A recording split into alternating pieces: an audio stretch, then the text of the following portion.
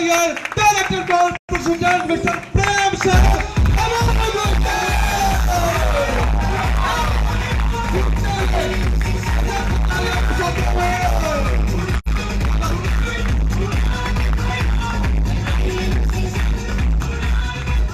Thank you. गुडाइन जी, please आप लोग अपने अपने स्थान पे बैठें। वो माइक बंद करें।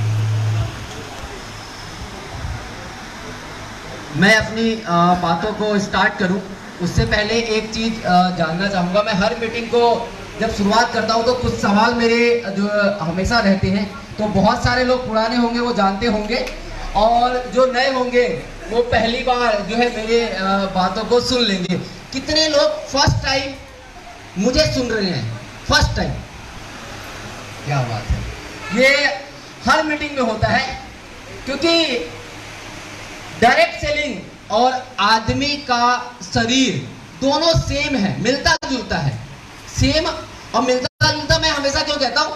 क्योंकि अगर आदमी के शरीर में ब्लड बनना बंद हो जाए, आदमी के शरीर में ब्लड बनना बंद हो जाए तो आदमी खत्म हो जाता है।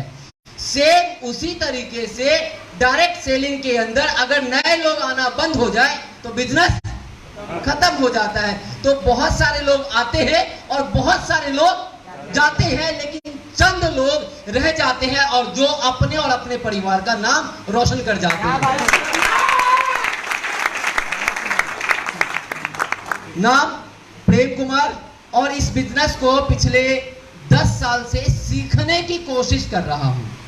क्या करने की कोशिश कर रहा हूं? सीखने की कोशिश कर रहा हूं, क्योंकि ये वो समुद्र है जिस समुद्र को जितना गहराई तक जाओगे उतना ही आपको लगेगा और जाना पड़ेगा और जाना पड़ेगा और जाना पड़ेगा। क्योंकि इस बिजनेस में जितना पैसा आता है एक समय के बाद वो भी कम लगना शुरू हो जाता है। अभी तो शुरुआत हुई है। यहाँ पे बहुत सारे लोग, कोई 10% पे है, कोई 15% पे है, कोई रूबी है, कोई डायमंड है, कोई चेयरमैन है, कोई एम्बेसडर है। ये तो शुरुआत है। तो मेरी भी शुरुआत आज से 10 साल पहले इस बिजनेस के अंदर हुआ था और वो भी जो है गलती से हुआ था, और गलती से ही दुर्घटना घटती है। कभी भी जानबूझ के दुर्घटना घटते हुए देखी है क्या? किसी को देखा है कि जानबूझ के किसी की गाड़ी में धक्का मारते हुए?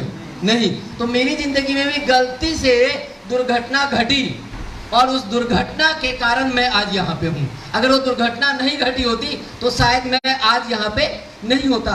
लेकिन बहुत सारे लोग आज पहली बार मुझे सुन रहे हैं, तो मैं अपने शॉर्ट में अपने बारे में बता दूं कि इस बिजनेस में आने से पहले जन्म हुआ मेरा दिल्ली के अंदर। मेरे फादर गवर्नमेंट एम्प्लॉय, और दिल्ली के अंदर जो है मेरा जन्म हुआ सन 1981 के अंदर। रहने वाला बिहार समस्तीपुर कोठिया गांव का हूँ, लेकिन जन्म हुआ दिल्ली में और एजुकेशन जो है दिल्ली के अंदर हुआ। बड़ी मुश्किल से जो है पढ़ाई के नाम पे 10वीं जो है मैंने धक्का मार के पास किया है। धक्का मार के 10वीं पास किया है। कुछ फाइनेंशियली ऐसे चैलेंज थे जिस चैलेंज की वजह से मैं अपने एजुकेशन को बहुत आगे तक ले नहीं जा पाया। लेकिन मेरे जो है माता पिता का एक सपना था कि बच्चा जो है पढ़ लिख के बहुत अच्छा नाम करे, और हर एक माँ बाप का एक सपना होता है कि मैंने अपने माँ बाप को जो नाम दिया है, बच्चे को जो नाम दिया है, वो नाम जो है रोशन करे। ऐसा कोई माँ बाप नहीं चाहता है कि मेरा बच्चा का नाम जो है डुबा दे। तो मेरे माँ बाप का भी ये सपना था, लेकिन कुछ फाइनेंशियली क्राइसिस के कारण मैं पढ़ाई नहीं कर पाया। लेकिन मैं ऊपर वाले का शुक्रिया अदा करता हूँ। शुक्रिया इस बात का अदा करता हूँ कि मेरे माता पिता ने जिस स्कूल में मेरा नाम लिखवाया था वो दिल्ली के टॉप 10 स्कूलों में से एक स्कूल था। और वो स्कूल में जाने के बाद एक चीज समझ में आ गई थी कि उस स्कूल के अंदर इकलौता मैं था जो किसी गवर्नमेंट एम्प्लॉय का बच्चा था। बाकी मैक्सिमम के मैक्सिमम जो बच्चे थे वो किसी न किसी बिजनेसमैन के बच्चे थे या किसी प्राइवेट कंपनी के सीईओ लेवल के बच्चे पढ़ाई किया करते थे।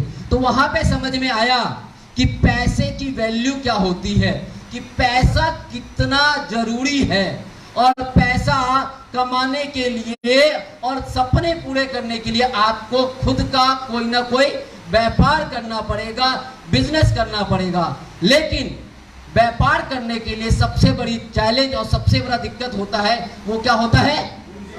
पैसा। पैसा सबसे पहली दिक्कत क्या होती है? अगर पैसा है तो व्यापार आप कर पाएंगे। दूसरी दिक्कत होती है कि अगर आप व्यापार में पूंजी लगा भी देंगे तो व्यापार चलाने का एक्सपीरियंस, नॉलेज आपके पास होना चाहिए, तब जाके आप व्यापार को चला पाएंगे, नहीं तो नहीं चला पाएंगे। तो मेरे पास ना पूंजी था, अगर पूंजी होता तो मैं पढ़ाई कर लेता, तो पूंजी नहीं था और एक्सपीरियंस तो था ही नहीं, क्योंकि मेरे फादर कोई बिजनेसमैन नहीं थे कि मैं उनसे कोई एक्सपीरियंस लिया होता मैंने। तो मैंने जो है एक नौकरी करनी शुरू की दिल्ली के अंदर। पहली नौकरी मैंने अपनी लाइफ में 1150 रुपए की नौकरी की, पहली नौकरी। और वो नौकरी जो थी वो टेप रिकॉर्डर, आप लोगों ने देखा होगा पहले टेप रिकॉर्डर आता था जिसमें कैसेट लगाते थे, वो रील होता था ना, कई बार रील फंस जाता था, उसको निकाल के और फिर उसको वो करते थे। तो उसके कंपनी में मैं जॉब किया करता था। 1150 रुपए की नौकरी करना शुरू किया, लेकिन सपने उस स्कूल में जाने की वजह से बड़े हो गए थे। लेकिन जब कहते हैं ना, मजबूरी में आदमी के सारे सपने खत्म हो जाते हैं, तो जब नौकरी करने लगा तो धीरे धीरे सपने खत्म होने शुरू हुए। लेकिन कहीं ना कहीं एक चाह था कि कुछ अपना करूं। नौकरी करते करते कुछ समय के बाद जो है मैंने साइड बाय साइड कंप्यूटर सीखना शुरू किया। कंप्यूटर का बेसिक नॉलेज लिया। बेसिक नॉलेज लेने के बाद उस कंपनी के अंदर इंटीरियर का काम हुआ करता था, जो कि कहीं ना कहीं एक चाह था कि कुछ अपना करूं। नौकरी करते करते कुछ समय के बाद जो है मैंने साइड बाय साइड कंप्यूटर सीखना शुरू किया। कंप्यूटर का बेसिक नॉलेज लिया। बेसिक नॉलेज लेने के बाद उस कंपनी के अंदर इंटीरियर का काम हुआ करता था, जो कि आपने देखा होगा कि घरों में आज की डेट में टाइल लगता है, घरों में आज की डेट में वुडन फ्लोरिंग लगता है। तो वुडन फ्लोरिंग का काम होता था, जिप्सम सीलिंग का जो ये ऊपर लगा हुआ है, जिप्सम सीलिंग का काम होता था, कटर रॉड्स का काम होता था। तो उस कंपनी में मैंने जो है एज ए सेल्स मैनेजर के रूप में काम करना शुरू किया। पहले सेल्स मैनेजर बना, फिर वहां पे परचेज मैनेजर बना। उसके बाद उस काम को नॉलेज हो गई मेरे को, तो मैंने कहा जब मेरे को काम की नॉलेज है तो मैं नौकरी क्यों कर रहा हूं, क्यों ना मैं अपना धंधा करूं। मैंने नौकरी छोड़ा और अपना धंधा शुरू किया। पैसा नहीं था तो मैंने जुगाड़ लगाया, और हिंदुस्तानी जुगाड़ लगाने में माहिर होते हैं। मैंने जुगाड़ लगाया, मार्केट से पैसा लिया और पैसा लेके मैंने बिजनेस करना शुरू किया। लेकिन बिजनेस के लिए मैंने पहले बोला कि आपके पास एक्सपीरियंस होना चाहिए कि बिजनेस में क्या क्या दिक्कत, क्या क्या चैलेंज आते हैं। और उस बिजनेस के जब मैं नौकरी कर रहा था बिजनेस के बारे में तो समझ गया था, लेकिन उसके जो बैकड्रॉप जो थे, पीछे जो काम हो रहा था वो नहीं पता चला कि जब बिजनेस करना शुरू करते हैं तो बहुत सारे जगहों पे आपका सामान उधार भी लगाना पड़ता है। बिजनेस बड़ा करना है तो उधार भी लगाना पड़ेगा। तो मेरे मार्केट में उधार लगना शुरू हुआ, खुद का पैसा नहीं था तो उधार लगना शुरू हुआ। तो जिनसे मैंने पैसा लिया था उन्होंने पैसा मांगना शुरू किया कि भाई पैसा आपने इतने समय के लिए लिया था तो पैसा दो, नहीं तो ब्याज दो। तो अपने पास ना पैसा था ना ब्याज देने के लिए था। और उसी दौरान जब लड़का जवान होता है और लड़का कमाने लगता है, लड़का जवान होता है और लड़का कमाने लग जाता है, तो रिश्तेदारों को चिंता हो जाती है कि लड़का हो गया जवान और ऊपर से कमाने लग गया पैसा, तो अब इसको पैरों में बांधो बेड़ी। तो मेरे लिए भी बहुत सारे रिश्ते आने लगे। तो अपन ने भी सपना देखा था कि शादी करेंगे तो ऐश्वर्या राय जैसी से करेंगे। किससे करेंगे? ऐश्वर्या राय जैसी से करेंगे। लेकिन ऐश्वर्या राय को तो अभिषेक ले गया, तो अपने इरादों पे तो पानी फिर गया। लेकिन फाइनल था कि शादी करेंगे तो ऐश्वर्या राय जैसी से करेंगे, क्योंकि हिंदुस्तान में एक चीज सबसे बढ़िया है कि लड़का कितना भी काला हो, कोयले जैसा क्यों ना काला हो, उसको लड़की गोरी चाहिए, गोरी ही चाहिए, चाहे वो फेयर एंड लवली काम करे या ना करे।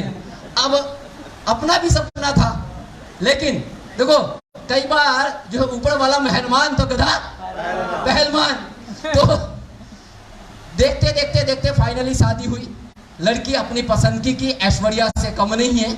ऐश्वर्या शायद आज की डेट में उसके सामने फेल है।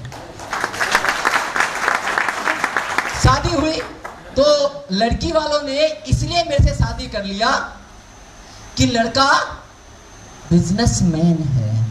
लड़का क्या है? बिजनेसमैन है। लेकिन अंदर का पता नहीं था कि लड़का बिजनेसमैन है या बिजनेस बंद करने वाला मैन है। शादी हुई। शादी होने के कुछ ही समय के बाद मैंने अपने बिजनेस पे ताला लगाया, क्योंकि ताला लगाने ही वाला था। ताला लगाया और वापस से नौकरी की तलाश करने लगा।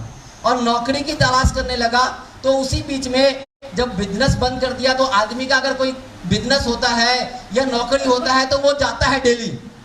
तो शादी होके मेरी पत्नी घर आई और जो है 2 दिन बीता, 3 दिन बीता, 4 दिन बीता, 5 दिन बीता, 15 दिन बीता। तो एक दिन पूछ ही दिया कि क्या बात है आजकल ऑफिस नहीं जा रहे हो?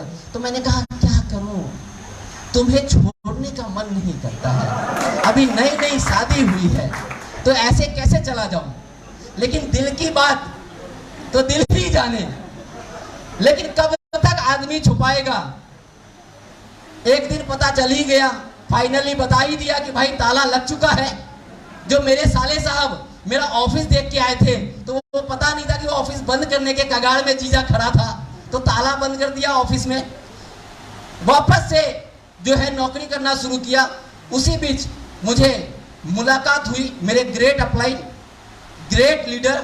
मैं उनको कभी भी भगवान और अल्लाह या खुदा नहीं कहता हूं, क्योंकि भगवान ने और खुदा ने इंसान बनाया है और इंसान को एक गुरु दिया है। और वो गुरु आपके स्कूल का टीचर हो सकता है, आपके कॉलेज का प्रोफेसर हो सकता है और इस बिजनेस का आपका अपलाइन हो सकता है। वो कोई और नहीं, मेरे great upline mister Satyan Bhatia.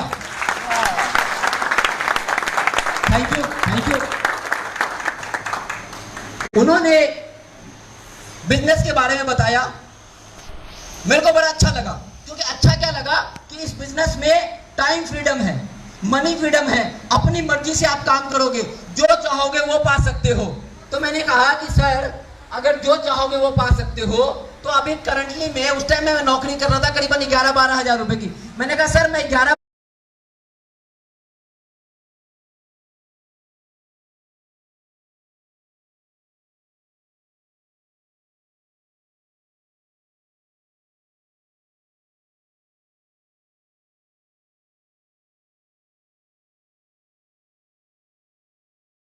तो ताला बंद कर दिया ऑफिस में। वापस से जो है नौकरी करना शुरू किया। उसी बीच मुझे मुलाकात हुई मेरे ग्रेट अपलाइन, ग्रेट लीडर। मैं उनको कभी भी भगवान और अल्लाह या खुदा नहीं कहता हूं, क्योंकि भगवान ने और खुदा ने इंसान बनाया है और इंसान को एक गुरु दिया है। और वो गुरु आपके स्कूल का टीचर हो सकता है, आपके कॉलेज का प्रोफेसर हो सकता है और इस बिजनेस का आपका अपलाइन हो सकता है। वो कोई और नहीं, मेरे great upline mister Satyan Bhatia. Thank you, thank you. उन्होंने बिजनेस के बारे में बताया, मेरे को बड़ा अच्छा लगा। क्योंकि अच्छा क्या लगा कि इस बिजनेस में टाइम फ्रीडम है, मनी फ्रीडम है। अपनी मर्जी से आप काम करोगे, जो चाहोगे वो पा सकते हो। तो मैंने कहा कि सर अगर जो चाहोगे वो पा सकते हो, तो अभी करंटली में उस टाइम में मैं नौकरी कर रहा था करीबन 11-12 हजार रुपए की। मैंने कहा सर मैं 11 कमा सकता हूं। तो उन्होंने कहा बड़े आराम से। मैंने कहा बस और कुछ नहीं चाहिए, 20-25 हजार रुपए आ जाए जिंदगी में, और ज्यादा कुछ नहीं चाहिए। कोई ज्यादा लोड नहीं है अपनी जिंदगी में। मैंने काम करना शुरू किया और बिजनेस को मात्र 3 महीने किया। कितने महीने? 3 महीने। अब ये होता क्या है इस बिजनेस के अंदर, जब आप बिजनेस करना शुरू करोगे ना, तो आपको 2 बहुत प्यारे लोग मिलेंगे जो आपकी जिंदगी में सबसे ज्यादा प्यार आपसे ही करते और किसी से नहीं करते। तो 2007 में मुझे ये बिजनेस मिला था, 2007 में। और अभी मैंने क्या बोला, कितने साल हो गए मुझे बिजनेस करते हुए? 10 साल। अब बिजनेस मैंने ज्वाइन कब किया? 2007 में। तो 5 साल कहां गए? हाँ, वो 2 प्यारे लोगों के चक्कर में, वो मैंने अपने 5 साल जो बिताए उनके प्यार के चक्कर में, उनके दुलार के चक्कर में। सेम आपके साथ भी होगा।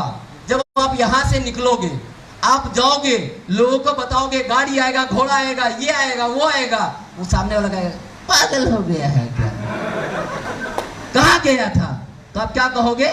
मैं उस बैंक्वेट हॉल में गया था, वहां पे एक दिल्ली से आया था। अच्छा, दिल्ली से, अच्छा कोट पैंट और टाई वाला, हाँ हाँ हाँ हाँ, कोट पैंट टाई, बस बस हो गया तेरा। और वो दो लोग पता है कौन से होते हैं? एक होता है ज्ञानचंद और दूसरा होता है रायचंद। उनके पास ज्ञान बहुत होता है और राय बहुत होता है, और उनकी जिंदगी में कुछ नहीं होता है, क्योंकि उनके पास अगर कुछ होता है तो आपको ज्ञान देने के लिए उनके पास समय नहीं होता। अंबानी क्या आपको आके ज्ञान देता है क्या? नहीं ना। टाटा आके देता है क्या? उसके पास समय ही नहीं है अपने बिजनेस को संभालने का। ज्ञान और राय कौन देता है? जो जिंदगी में फेलियर होता है, जो फेल है वही आपको ज्ञान देगा। तो मेरे को भी जिंदगी में दो लोग मिले, ज्ञानचंद रायचंद। 2007 में मैंने आईएमसी बिजनेस को ज्वाइन किया और आईएमसी बिजनेस को छोड़ दिया। ज्वाइन किया और छोड़ दिया 3 महीने करने के बाद, और वापस से फिर अपनी पुरानी जिंदगी, अपनी नौकरी में लग गया। लेकिन अपलाइन ना कई बार बार परेशान करता है, फोन करता है, अरे मीटिंग में आ जाओ, क्या चल रहा है, क्या कर रहे हो? तो मेरे अपलाइन भी बार बार 5 साल तक लगातार मेरे पीछे पड़े रहे। जब भी वो दिल्ली आते लुधियाना से तो फोन करते, और प्रेम जी क्या चल रहा है? तो मैं कहता हूं जिंदगी कट रही है। बोलते हैं लोग कट रही है, तो क्या कट रही है? अपने खूबसूरत समय को काट रहे होते। मैंने कहा कट रही है। बार बार बोलते रहे। फाइनली नवंबर का महीना था 2012, उस महीने जो है सत्येंद्र सर का फोन आया, और उस टाइम में इंदिरा प्रगति मैदान के अंदर टेट फेयर लगा हुआ था, उसके अंदर हमारी कंपनी का स्टॉल लगा था। उन्होंने कहा क्या चल रहा है? मैंने कहा कट रही है। कहते काट क्या रहे हो? मैंने कहा जिंदगी काट रहा हूं और अपने पिताजी के रिटायरमेंट का इंतजार कर रहा हूं। जिंदगी काट रहा हूं, पिताजी के रिटायरमेंट का इंतजार कर रहा हूं, क्योंकि माँ बाप का इकलौता बेटा। मैंने कहा रिटायरमेंट? तो कहते रिटायरमेंट का क्यों इंतजार कर रहे हो? मैंने कहा रिटायरमेंट दिसंबर में है, 31 दिसंबर को रिटायरमेंट हो जाएंगे। रिटायरमेंट होगा तो ठीक ठाक पैसा मिलेगा, और उस पैसे को लेके वापस गांव जाएंगे, छोटा मोटा दुकानदारी करेंगे और जिंदगी मस्त काटेंगे। उसके बाद भी जिंदगी को काटेंगे। कहते अभी दिसंबर में समय है ना? मैंने कहा हाँ समय तो है। कह रहे एक काम करो, तुम आ जाओ प्रगति मैदान। मैं गया, जैसे ही प्रगति मैदान में पहुंचा तो अंदर जाने के लिए, जैसे यहां पे अंदर आने के लिए आपको टिकट लेना पड़ा। क्या लेना पड़ा? टिकट। बहुत से लोगों ने अपलाइन के सर पे हाथ डाला होगा, सर, है ना? तो मैंने भी सोचा, जब वहां पहुंचा तो जैसे गेट पे गया तो गेट पे गार्ड खड़ा था, कहता टिकट। मैंने कहा टिकट? मेरे पास तो कोई टिकट नहीं है। मैंने कहा टिकट कहाँ मिलेगा? तो कहता वो बगल में काउंटर है, उस काउंटर पे से टिकट लेके आइए, फिर अंदर जाइएगा। मैंने कहा अच्छा। मेरे को लगा 1-2 रुपए का टिकट होगा, जाता हूँ लेके आ जाऊंगा। गया तो टिकट का कीमत 400 रुपए। कितने रुपए? 400 रुपए। क्योंकि प्रगति मैदान में इंटरनेशनल ट्रेड फेयर जब लगता है तो स्टार्टिंग के 5 दिन बिजनेस आवर्स होते हैं, और बिजनेस आवर्स में मिनिमम टिकट 400-500 रुपए का होता है। तो उस दिन का टिकट 400 रुपए था। मैंने कहा 400 रुपए अंदर जाने का, सत्येंद्र जी से मिलने का, बड़ा महंगा है। मैंने कहा अब इतनी दूर आ गया हूं।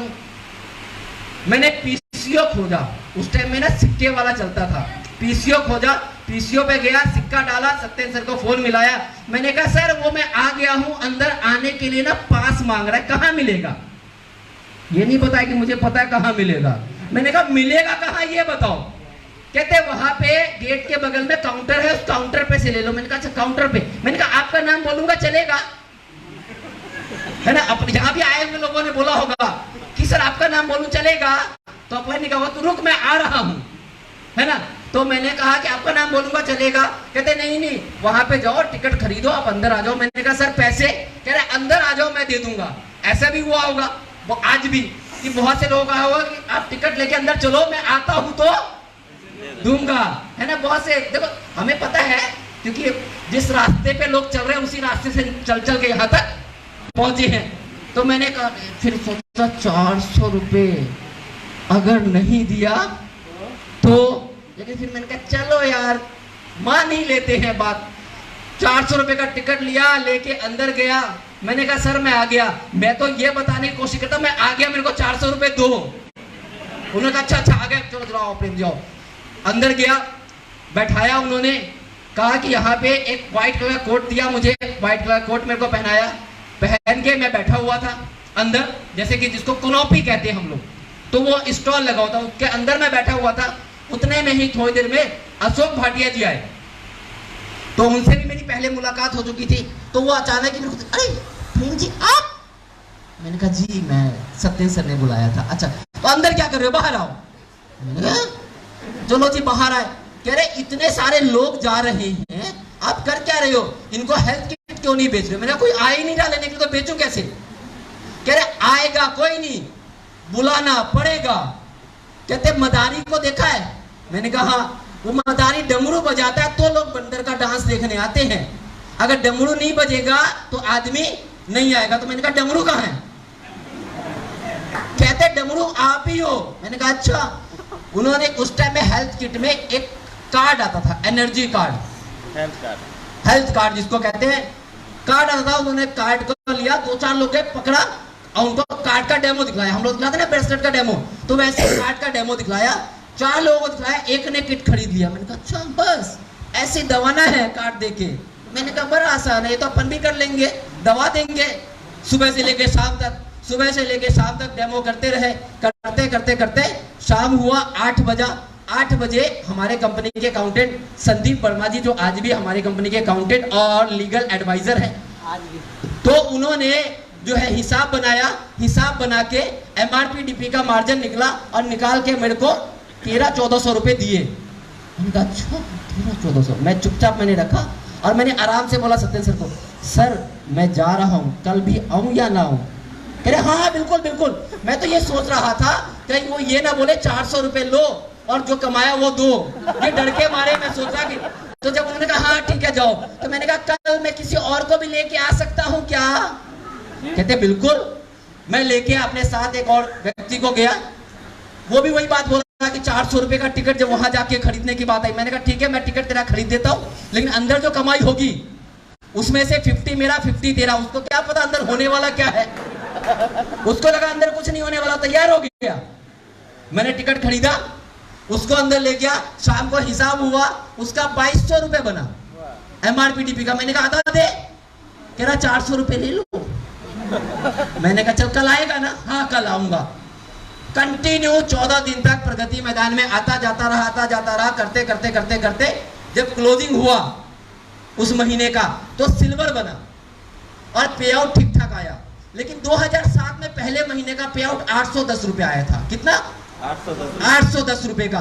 2012 में दोबारा से जब शुरुआत किया तो पूरे एक साल में 1,10,000 रुपए कमाया। कितना कमाया? 1,10,000 एक साल में। दूसरे साल में 11 लाख रुपए कमाया। कितना कमाया? 11 लाख रुपए। और आज इस बिजनेस को करते हुए 10 साल से ऊपर हो गए हैं।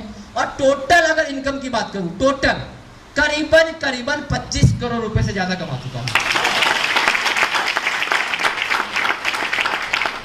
आज की डेट में एवरेज इनकम 1 लाख रुपए है एक दिन का। जिस व्यक्ति के पास दिल्ली जैसे शहर में अपना मकान नहीं था, आज की डेट में करीबन 3.5 करोड़ रुपए से ऊपर का मकान है IMC बिजनेस की दिए। गाड़ियों की बात करूं तो जो किस्त पे मोटरसाइकिल था, आज की डेट में 4 गाड़ियां हैं। सबसे पहली गाड़ी मैंने इस कंपनी में जब मैंने बिजनेस करना शुरू किया, एम्बेसडर बना, तो मैंने पहली गाड़ी खरीदी महिंद्रा XUV 15 लाख की। दूसरी गाड़ी खरीदी ऑडी Q5 65 लाख की। और तीसरी गाड़ी खरीदी जो कि मेरे ख्याल से आज की डेट में भी पूरे बिहार में किसी के पास नहीं है। पूरे बिहार में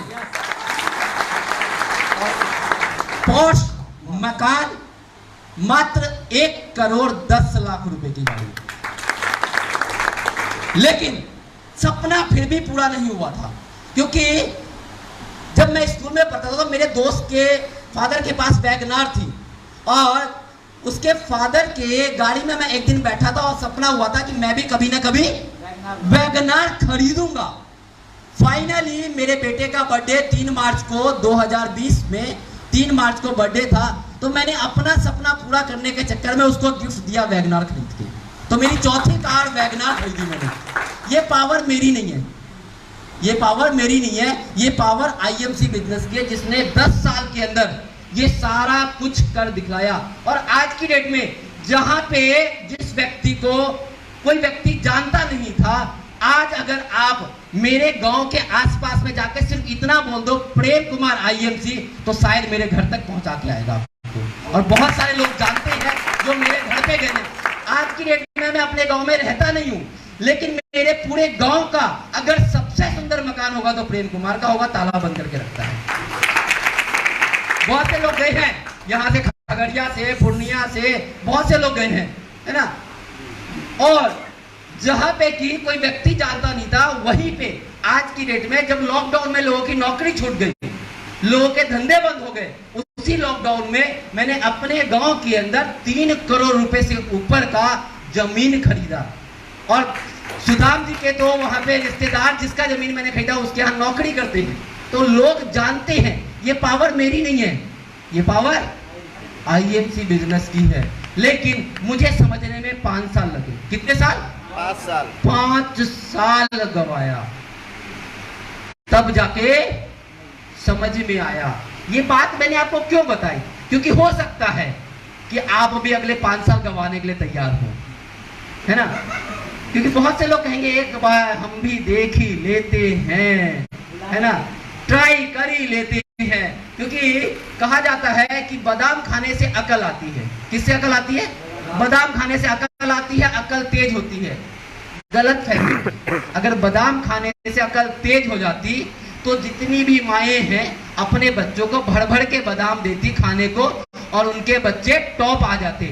लेकिन बादाम खाने से नहीं, जिंदगी में ठोकर खाने से अकल आती है। अब तरीका एक कि ठोकर खा लो अकल आ जाएगी, तरीका 2 कि जिस व्यक्ति ने ठोकर खाया है उसकी बातों को मान जाओ। लेकिन कहते हैं ना कि शादी का लड्डू जो खाए वो भी पछता है, जो ना खाए तो खा के ही पछता लेते हैं। तो ठोकर खा ही लेते हैं, तो लोग ठोकर खाने के लिए तैयार रहते हैं।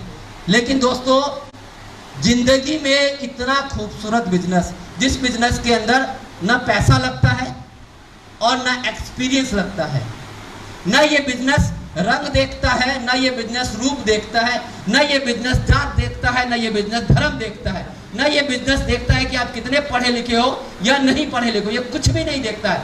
ये बिजनेस सिर्फ एक चीज देखता है कि आपके सपने हैं और आप सपने पूरा करना चाहते हो तो मेहनत करना पड़ेगा। और जिस व्यक्ति ने मेहनत किया उस व्यक्ति के कदम पे कामयाबी आके घुटने टेक गई। तो कदम पे लाना चाहते हो कामयाबी को, घुटने पे लाना चाहते हो तो मेहनत करना पड़ेगा। जब एक पेट्रोल पंप पे काम करने वाला व्यक्ति जो है बिजनेस में कामयाब हो सकता है, एक जो है जो 2-3 हजार रुपए की नौकरी करने वाला वो व्यक्ति कामयाब हो सकता है, जब मेरे जैसा व्यक्ति कामयाब हो सकता है, तो मैं मानता हूं कि कोई भी व्यक्ति इस बिजनेस में कामयाब हो सकता है। लेकिन उसके लिए शिद्दत चाहिए। और शिद्दत पता है कैसी चाहिए?